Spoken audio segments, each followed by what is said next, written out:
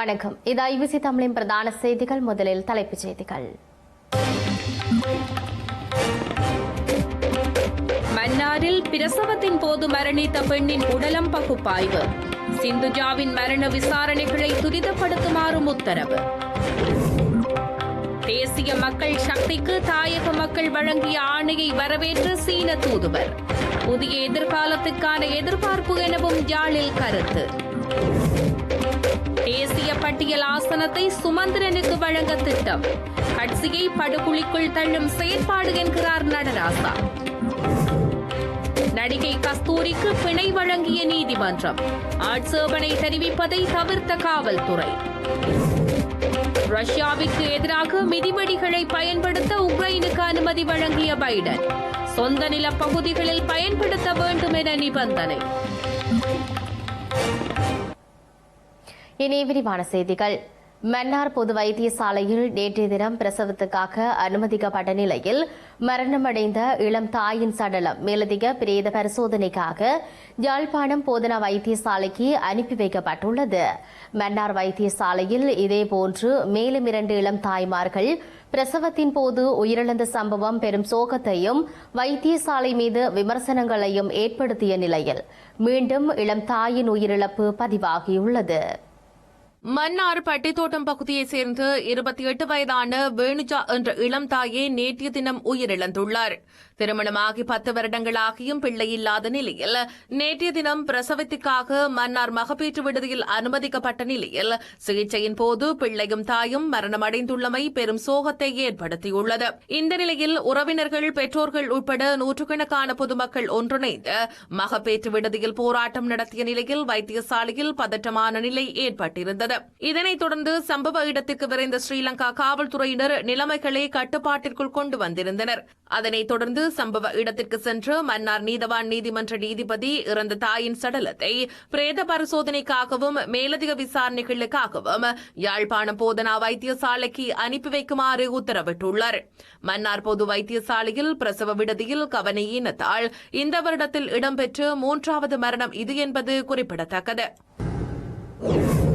இதேவேளை மன்னார் பொது வைத்தியசாலையில் பிரசவ விடுதியில் கவனஈனத்தால் உயிரிழந்ததாக தெரிவிக்கப்படும் இளம் தாயான சிந்துவின் மரண விசாரணை மந்தகதியில் இடம்பெற்று வருகின்றமை பொதுமக்கள் மத்தியில் விசனத்தை ஏற்படுத்தியுள்ளது. சிந்துஜாவின் மரணம் தொடர்பான வழக்கு விசாரணையை விரைந்து மேற்கொள்ளுமாறு மன்னார் நீதவான் உத்தரவிட்டுள்ளார்.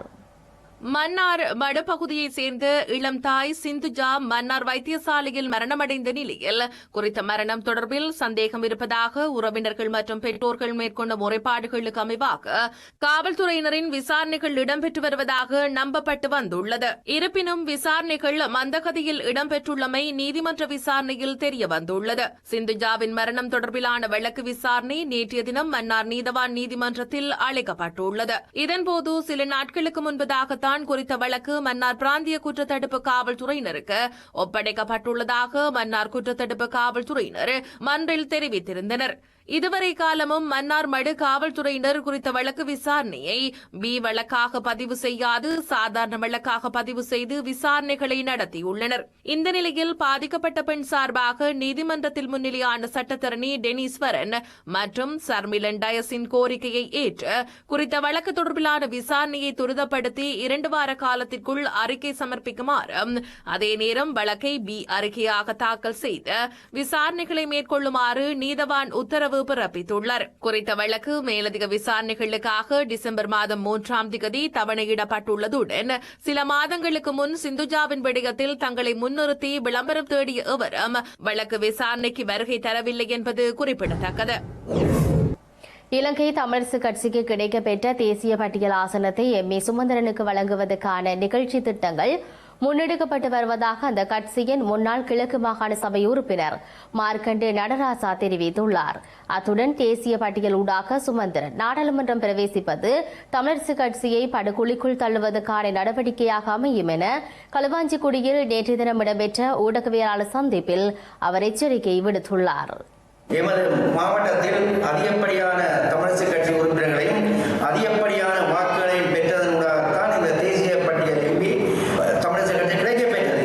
அதையும் கருத்தில் கொண்டு உண்மையிலே இந்த உயர்மட்ட குழு அதை சீர்தூக்கி பார்த்திருக்க வேண்டிய அவசியம் இருக்கின்றது.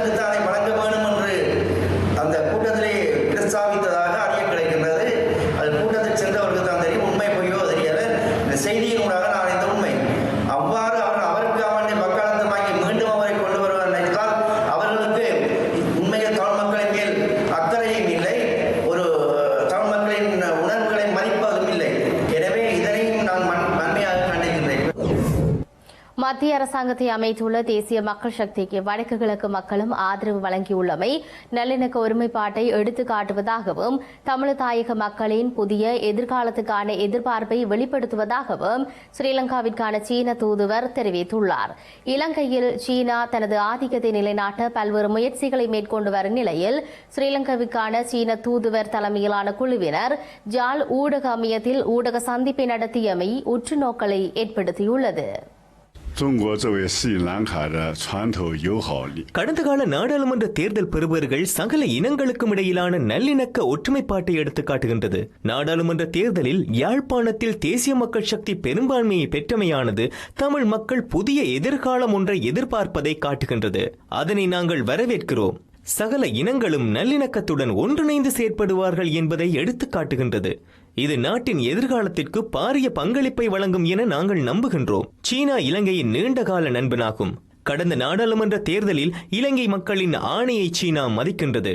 அதேபோன்று ஜனாதிபதி அனுரகுமார திசாநாயக்கா எதிர்வரும் டிசம்பர் மாத நடுப்பகுதியில் இந்தியாவிற்கு விஜயம் மேற்கொள்ள உள்ளதாக வெளிவிவகார அமைச்சர் கூறிய விடயத்தை ஊடகங்கள் வாயிலாக அறிய கிடைத்தது.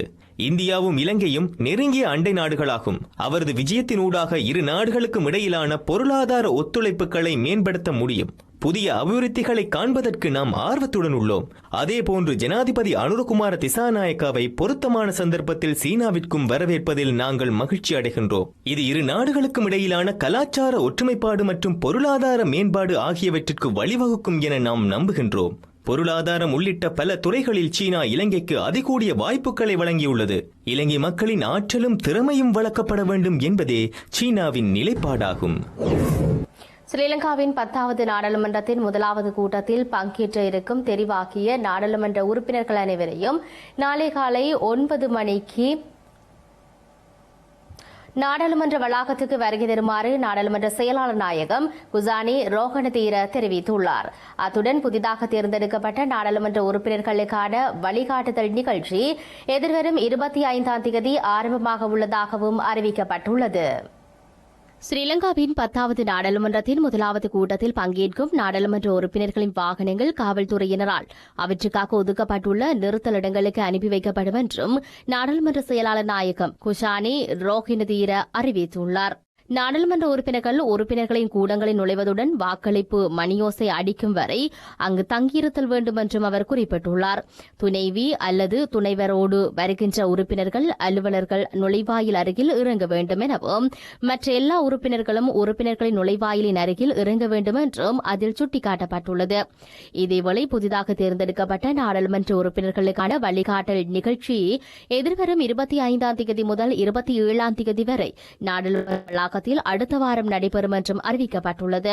குறித்த நிகழ்ச்சி காலை 9 மணி முதல் மாலை 4:30 மணி வரை நடைபெறும் என நாடாளுமன்ற அறிக்கை ஒன்றில் தெரிவிக்கப்பட்டுள்ளது. இந்த நிகழ்வில் பிரதமர், சபாநாயகர், பிரதி சபாநாயகர், குழுக்களின் பிரதி தலைவர், அரசாங்க பிரதம கொரோடா, நாடாளுமன்ற உறுப்பினர்கள், நாடாளுமன்ற செயலாளர் நாயகம், பிரதி செயலாளர் நாயகம், உதவி செயலாளர் நாயகம் மற்றும் அதிகாரிகள் கலந்து கொள்ள உள்ளனர். செய்திகளை நிறைவாக மீண்டும் தலைப்புச் செய்திகள். மன்னாரில் பிரசவத்தின் போது மரணித்த பெண்ணின் உடலம் பகுப்பாய்வு. சிந்துஜாவின் மரண விசாரணைகளை துரிதப்படுத்துமாறும் உத்தரவு. தேசிய மக்கள் சக்திக்கு தாயக மக்கள் வழங்கிய ஆணையை வரவேற்ற சீன தூதுவர். புதிய எதிர்காலத்துக்கான எதிர்பார்ப்பு எனவும் யாழில் கருத்து. தேசிய பட்டியல் ஆசனத்தை சுமந்திரனுக்கு வழங்க திட்டம். கட்சியை படுகுழிக்குள் தள்ளும் செயற்பாடு என்கிறார் நடராசா. நடிகை கஸ்தூரிக்கு பிணை வழங்கிய நீதிமன்றம். ஆட்சேபனை தெரிவிப்பதை தவிர்த்த காவல்துறை. ரஷ்யாவிற்கு எதிராக மிதிவெடிகளை பயன்படுத்த உக்ரைனுக்கு அனுமதி வழங்கிய பைடன். சொந்த நில பகுதிகளில் பயன்படுத்த வேண்டும் என நிபந்தனை. இத்துடன் ஐபிசி தமிழ் தொலைக்காட்சியின் பிரதான செய்திகள் நிறைவு பெற்றன. உடனுக்குடன் செய்திகளை அறிந்து கொள்ள IBCTamil.com என்ற நமது இணையதளத்தை பார்வையிடுங்கள். வணக்கம்.